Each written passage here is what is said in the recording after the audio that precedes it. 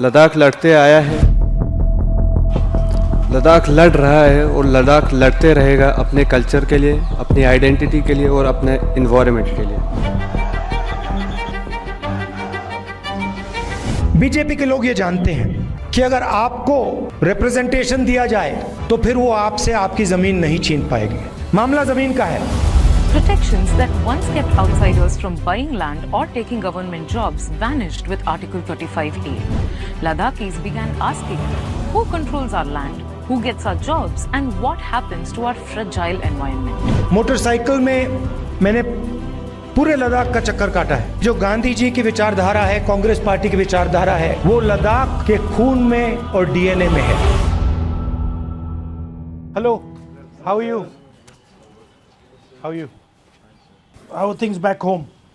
24 सितंबर का जो इंसिडेंट था sir, that was the blackest day in the history of Ladakh sir.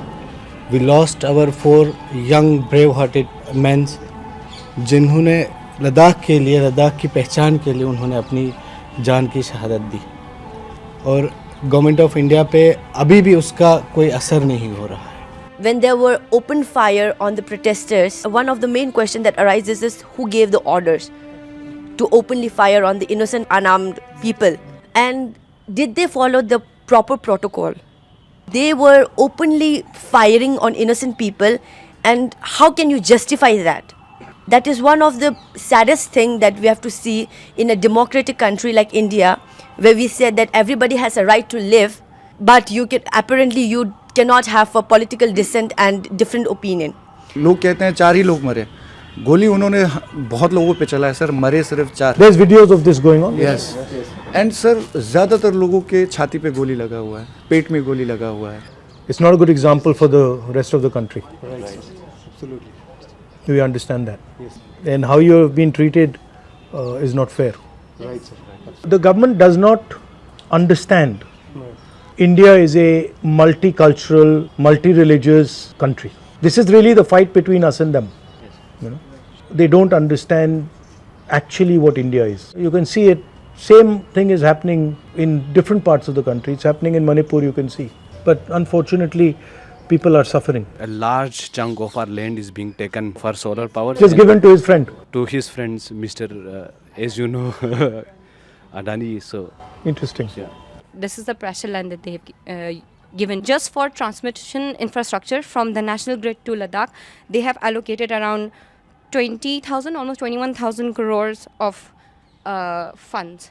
Government funds. Yes, government funds. To help him build his thing. Yes. चलिए statehood आपका वो हो गया, प्रॉब्लम हो गया। चलिए 6 शेड्यूल आपका प्रॉब्लम है।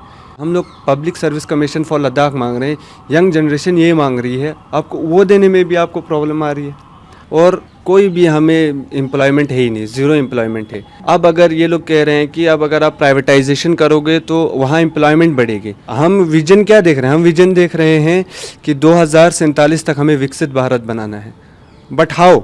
हमारे अंदर तो वो स्किल ही पैदा नहीं कर रही है और वो हमारे वहाँ आके प्लांट लगा रहे हैं, बोल रहे हैं कि जॉब क्रिएशन होगा। चलिए जॉब क्रिएशन होगा, मान लीजिए, मान लेंगे हम, लेकिन वहाँ भी हम करेंगे क्या? यहीं छोटे मोटे सामान इधर उधर करने की चीज़ें, पेन वेन बनने की। क्योंकि हमें सोलर प्लांट वाला स्किल हमारे अंदर है ही नहीं, वो स्किल हमारे अंदर है ही नहीं। तो आप वो चीज़ें आके वहाँ बनाओगे हम, और वो लोग हमें कहते हैं कि लद्दाख वाले एंटी डेवलपमेंट है, वो डेवलपमेंट के बिल्कुल ख़िलाफ़ हैं। ऐसा है ही नहीं। हम 6 शेड्यूल डिमांड ही क्यों कर रहे हैं? Just for the sake of the people that हम चाहते हैं कि आप हमारे यहाँ डेवलपमेंट करो, बट हमसे पूछो। नेचर ने ही लद्दाख को इस तरह बनाया है कि रिसोर्सेज वहाँ बड़े लिमिटेड हैं। तो जस्ट इमेजिन अगर आप इतना ज़्यादा चीज़ें हमारे वहाँ इतना ज़्यादा बर्डन डालोगे, इतनी ज़्यादा इंडस्ट्रीज़ डालोगे, तो आज जिस लद्दाख को आप प्यार से कोल्ड डिज़र्ट कहते हो, वो दिन दूर नहीं है कि ये प्योरली एक डिज़र्ट बन जाएगा। सर लद्दाख कुछ नई चीज़ नहीं मांग रहा है गवर्नमेंट से।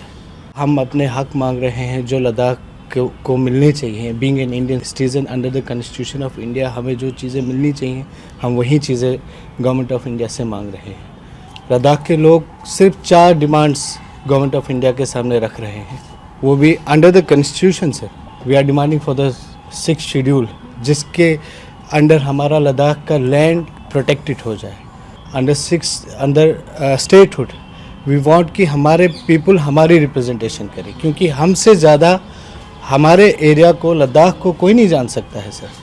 लद्दाख एक दो चार जो लोगों का जो कॉर्पोरेट वर्ल्ड्स हैं उनका बिजनेस ग्राउंड नहीं है sir. Ladakh is asset of our country. But that is the vision of Mr. Modi, that it is that it does not belong to you, that it belongs to Mr. Adani. There's no democracy in Ladakh. There's no hill council now, in Kargil only, and there's no assembly as well, and no panchayat as well, no municipal as well. So there's no power to the people. Ladakh mirrors a threadbare, naked police state at this point of time. Everything is being run according to the whims and fancies of bureaucrats who have never lived in Leh, who do not understand Ladakh at all. Like a dictator. Yeah, I mean, so that's what it's a like naked example of how police state runs. Hope we are expecting the elections to happen, but still the council does not have any power.